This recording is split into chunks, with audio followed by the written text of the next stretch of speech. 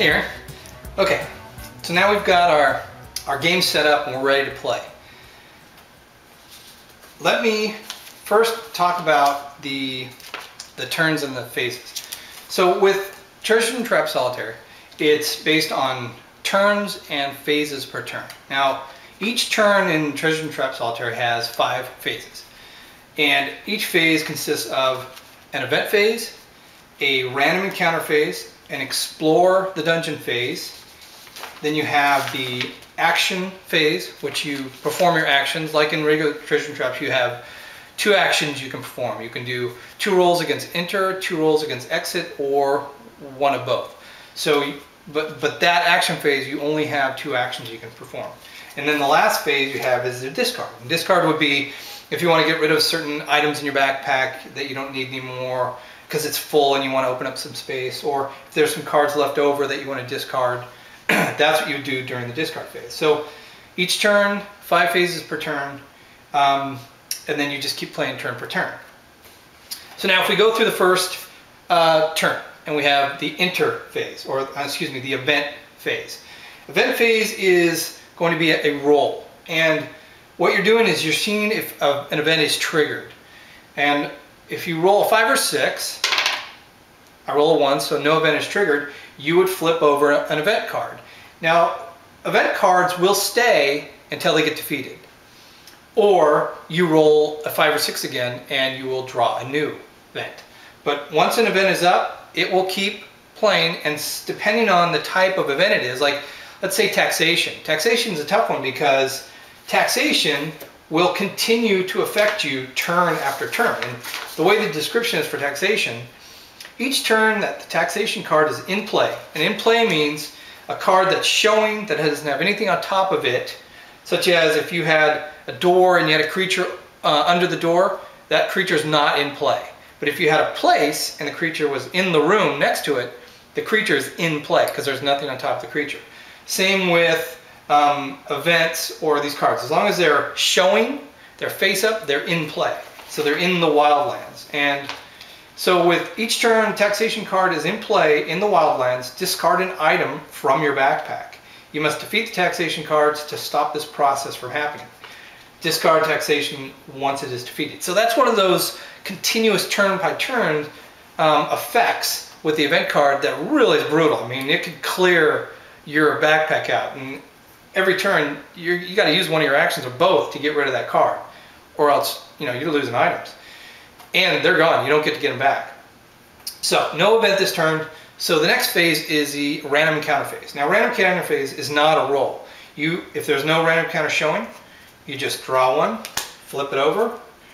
This one's magic mushrooms. Place magic mushrooms in the realm. First player to defeat this card, the player may discard mushrooms to gain 1 action.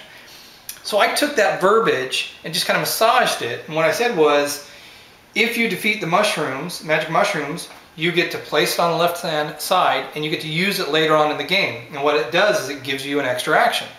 So that's the nice thing about the cards is once you play and once you get familiar with the cards and the text, you can read specific elements of the text and know what it's supposed to do. Like creature cards. If a creature card says 1 item, you only slip 1 item card under it. If it says 2, you do 2. If it says it does something with the cards, I have a description that will talk about it. But some of them are very general that you could just read the card and know. It'll have highlights like trap or door or creature. So I tried to take those elements and use them in the text that I created for the mechanics. So random encounter, during my action phase could say, I want to try and defeat that card. And if I defeat it, I get to use it later on. I get to put it on the left-hand side and use it. But it takes an action to do that. So that's the random encounter phase. If random encounter is still there on the next turn, you're going to discard it and draw a new random encounter. Random encounters do not last from turn to turn. They're always traded up for another one. So if you see a good one, you want to get it, you better get it that turn because you won't have a chance to get it next turn. Now, it'll eventually come back because it just goes into a discard pile and you get to eventually pick it up again. So event cards stay on a roll until it's defeated, or you roll again. These will automatically change out each turn. So now after the random encounter phase, we go to the explore the dungeon phase, the main part of the game. And the explore the dungeon phase is you're using the dungeon cards. So you will draw from the dungeon deck. And in this case, we drew a trap. Temptation. Now, traps are different. Traps aren't going to deal with creatures. Traps are going to hit you because there's just something that happens while you're exploring. So you encounter a trap. Now, traps are the ones, one factor of the game that give you damage, right? The other is creatures. So I have to defeat this card to not take the damage. And if you look on here, traps are, you have to roll equal to or greater than one of the higher numbers. Since there's a 0 and the enter number is 3, I have to roll higher than or equal to 3 to defeat this trap. 5. Cool. So I defeated it. The card gets discarded. I don't take any damage. Now, if I hadn't defeated this card, I would be moving my health meter down 1. I'd take 1 damage, still discard it, and I'd be drawing a new one, a new dungeon card. Nice thing about the adventurer class, I get a +1, so I actually rolled a 6. But for traps, right in the card, you get a +1 to traps. I used it where if you have adventure, you get to add 1 to your rolls against traps. So that's really cool. So that's what happens with trap cards. You got to deal with them right away. They could give you damage if you don't defeat them. Once you defeat them, you discard. So we're still in the explore phase, and that didn't take an action. That was just a reaction. That's something you had to do when the trap came up. So we're not really in the action phase yet. We're still in the explore dungeons. So now we draw another one. Now this is a door. It's a locked portal. Doors are different than places. A door, you still draw a creature, but don't look at it, and you set it underneath the door. Now, the creature's not in play because it's not showing and it's under the door.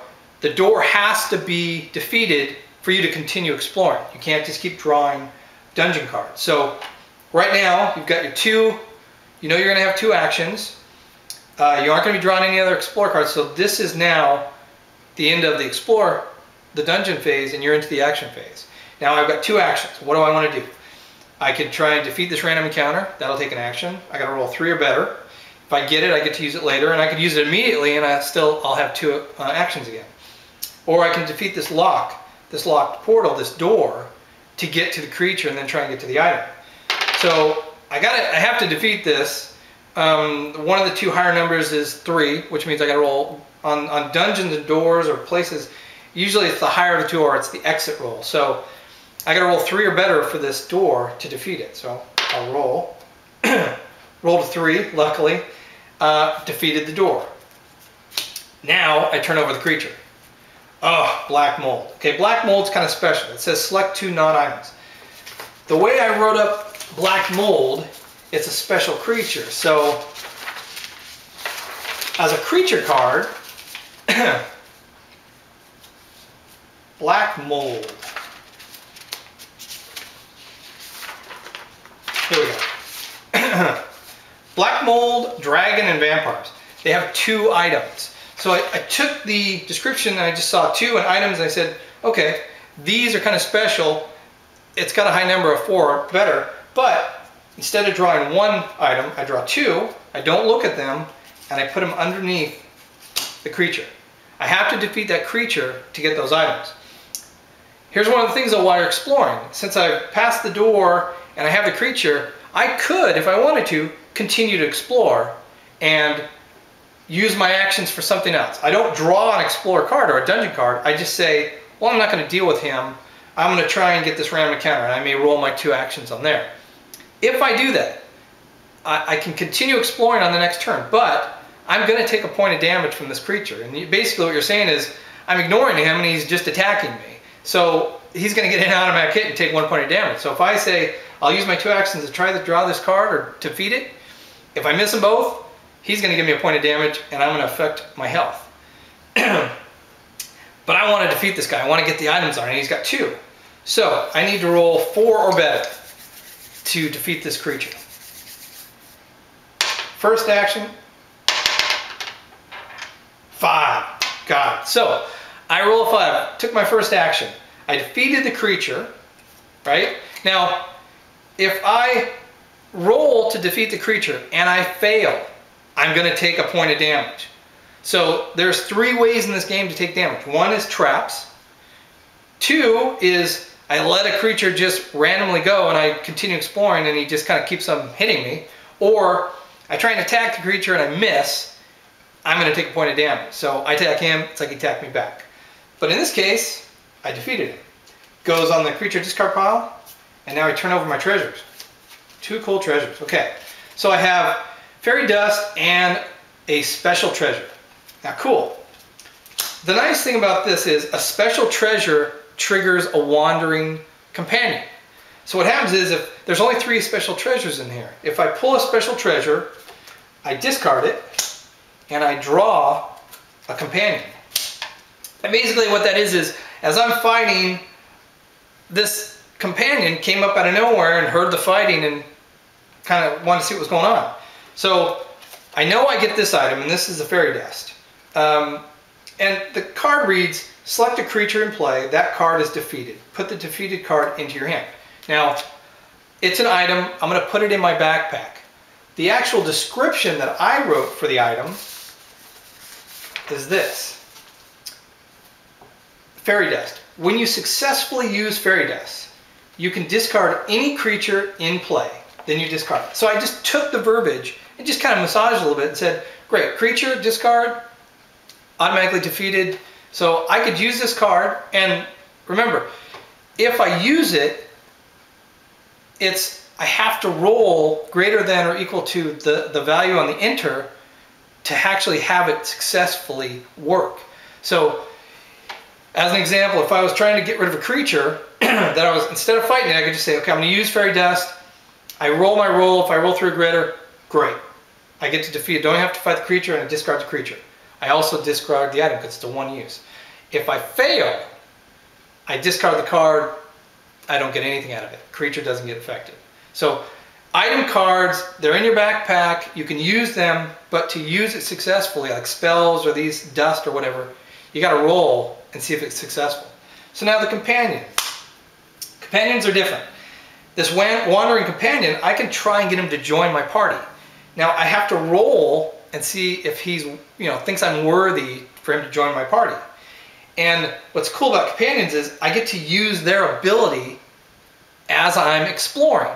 There's also a negative to that. Let's say the archer, and he has like a +1 to attacking creatures.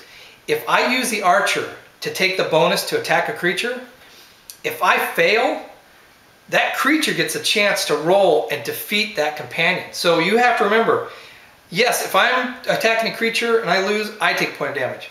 If I attack a creature and I use support, that creature, and I fail, that creature is going to get a chance to defeat that companion. So you got to be very careful when you use your companion, because you might lose him.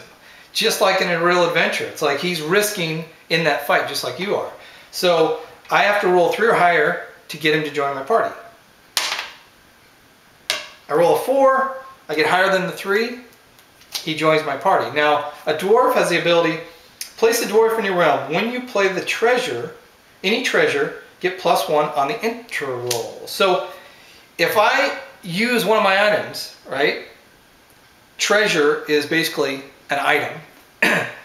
If I use my companion, which I can only use once per turn, I get to use a +1 to the enter roll. So it's very cool to have a companion with you, because they have these really cool bonuses, and all the companions have different bonuses. Now the other thing with companions is, if I get another wandering companion, I can get him to join, and I can discard this guy and replace him with a new companion. I don't have to be stuck with this guy, but I have to successfully get him to join. If I fail in the roll, like if I would have rolled this and failed, he just said I'm not worthy, and you put him on the bottom of the discard pile, face down. He could eventually come up again, but I failed in having him join. But this time I was successful, he joins my party, I can now use his bonus once per turn. So that was the actions phase, okay? I rolled to defeat the creature, I was successful, and I rolled to get the dwarf or the companion to join me. That's an action, because I could have, if I ran out of actions, I could have left the companion here and next turn used an action to get him to join. He doesn't, even though he wandered up, he sees me, he's not going to leave because I'm right there. But I still get a chance to get him to join. So he'll wait for me. He only leaves when you fail to get him to join. So now I've gone through my 2 actions. I didn't get a chance to try magic mushrooms, but I'm in my discard phase. I don't want to discard a companion, I don't want to discard an item. Turn's over. So now we get into the second turn. First thing we do is go to the event phase and we roll. Rolled a 2. No event. Needed a 5 or 6. So that stays face down. But when we go into the random encounter phase, this gets discarded and we draw a new one. Treasure Hunter. So Treasure Hunter says, first player to defeat this card, place any item card from the discard pile into your play. Now basically the wording on that one is if I defeat it and I put it on the left hand side and I use it later, I can dig through this pile of item cards, take one out and put it right into my backpack. Very cool, but it's very hard to defeat. It's a 5 on the exit, so I gotta roll 5 or higher. Like I said, the value of the description and what you get out of it is really determined by the number you have to roll. So that's what happens with that. And if I don't get to this turn, it's gonna be gone. So now we have done the random encounter, we are into explore the dungeon again. Now, we have nothing that we have to worry about. There's no creatures there, so we draw a dungeon card. Jail. It's a place. Now, places are different. Places are like a room that you walked into. So with a jail, you look over here in your place cards. Now, the thing with jail, when the jail card comes into play, you must defeat it before you can perform any other actions on any other card. You can't continue exploring until jail card is defeated. Now, this is a special card. I draw a treasure or a creature card and it's face up, right? It's a giant, and right off the bat you read it, it says 1 item, there's 1 item. So you draw an item card